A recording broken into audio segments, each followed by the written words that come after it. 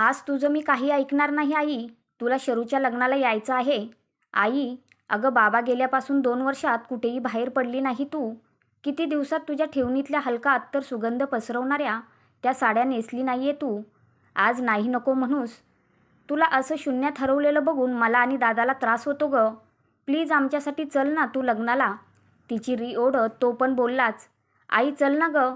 तुझ्या ह्या उदासपणामुळे जगापासून तुटल्यासारखं अगदी एकाकी झाल्यासारखं वाटतंय आपलं घर. आई, बाबा तर गेलेत, पण म्हणून काय आपण जगणं सोडून द्यायचं का? शरूच्या आईने तुला कितीदा फोन केले आहेत. त्या दोघांनी घरी पत्रिका आणून दिली. आपल्या सोनीची बालमैत्रीण ती. किती वर्षाचा आपला सहवास. त्यांच्या विनंतीला तर मान दे. प्लीज चल ना. त्याने आईचा हात हातात घेतला. आई रडतच म्हणाली, नको वाटतं रे 4 चौघात आपली गरिबी घेऊन मिरवायला. त्या दिवशी वहिनीने असंच बळजबरी करून बारशात नेलं. तेव्हा सगळ्या बायकांचे एकच विषय, ही साडी ऑनलाईन घेतली, ही ज्वेलरी किती तोळ्याची, हा ड्रेस ह्या ब्रँडचा आहे का? एक तर मला म्हणाली देखील, अगं तुझी ही साडी खूप कार्यक्रमात बघितली गं, आणि हे कानातले जरा कळवणले, जरा बदलून घे ना. अशा एक ना अनेक सूचनेच्या त्या नजरा. ते सगळं इतकं मन दुखवणारं होतं की मी बारशात बाळाचा पाळणा येत असून म्हटले नाही. अशी मनाची अवस्था होते रे गर्दीत गेलं की.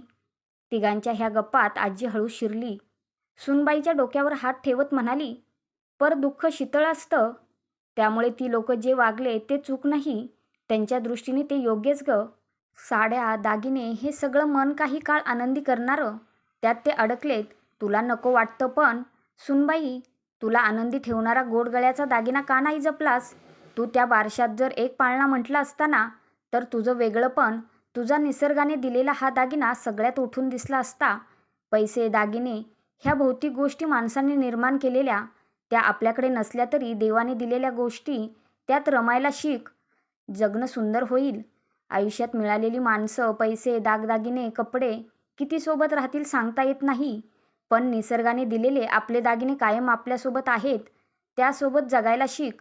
आजीचं वाक्य धरून मुलगा म्हणाला, मग आमची आजी बघ बरं, कॉलनीत आजही रांगोळीसाठी फेमस आहे. आजी उदास हसत म्हणाली, हे गेले तेव्हा तरुण वय माझं. असे प्रसंग आले माझ्यावर पण.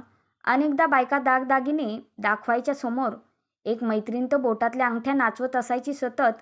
तिथं सुचलं, आपल्या बोटात तर डिझाईनची जादू आहे.